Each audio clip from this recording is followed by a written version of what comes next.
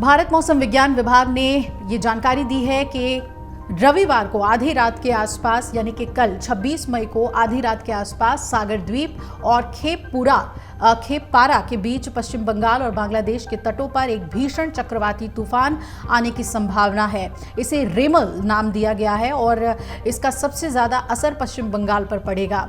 IMD ने चक्रवाती तूफान के लिए मध्य बंगाल की खाड़ी के ऊपर बने दबाव को जिम्मेदार ठहराया, जो कि लगातार उत्तर की ओर बढ़ रहा है। पश्चिम मध्य और समीपवर्ती जो दक्षिण बंगाल की खाड़ी है उसके ऊपर एक चिन्हित निम्न दबाव का क्षेत्र 24 मई को ही मध्य बंगाल की खाड़ी के ऊपर खेपुपारा से लगभग 800 किलोमीटर दक्षिण पश्चिम और कैनिंग यानी कि पश्चिम बंगाल से 810 किलोमीटर दक्षिण के एक तूफान में बदल गया है।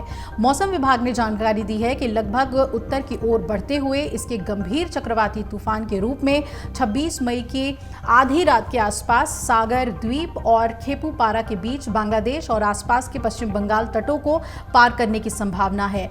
अब आईएमडी ने बताया है कि 26 और 27 मई को पश्चिम बंगाल के तटीय जिलों और उत्तर ओडिशा के आसपास के जिलों में बहुत भारी वर्षा के साथ ज्यादातर शहरों पर हल्की बारिश हो सकती है।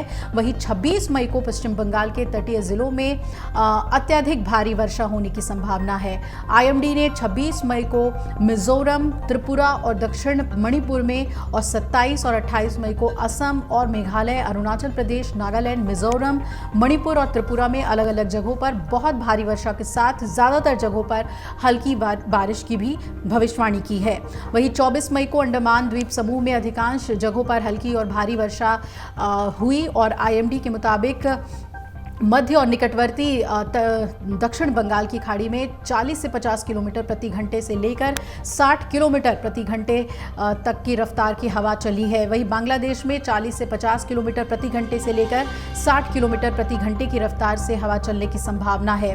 वहीं आज शाम से पश्चिम बंगाल और आसपास के उत्तरी ओडिशा तटों पर भी तूफानी हवा की गति बढ़ जाएगी और ये 60 से 70 किलोमीटर प्रति घंटे से बढ़कर 26 मई की सुबह को करीब 80 किलोमीटर प्रति घंटे से लेकर 100 से 120 किलोमीटर प्रति घंटे तक पहुंच जाएगी।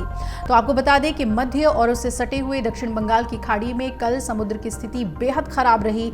मछुआरों को सलाह दे दी गई थी कि वो दक्षिणी बंगाल की खाड़ी और अंडमान सागर में ना जाएं और 26 मई तक मध्य बंगाल की खाड़ी में और 25 मई से 27 मई तक उत्तरी बंगाल की खाड़ी में ना जाएं। समुद्र में गए मछुआरों को भी तट पर लौटने की सलाह दे दी गई है। अब इस चक्रवाती तूफान का कितना असर पड़ेगा अलग अलग राज्यों में, ये देखना बहुत ही अहम होगा। एग्जिट पोल 2024 1 जून शाम 6 बजे से, लोकसभा चुनाव के नतीजे 4 जून सुबह 7 बजे से। देखिए चुनाव नतीजों से जुड़ी हर खबर सबसे पहले, सबसे सटीक, केवल अमर उजाला पर, amarujala.com।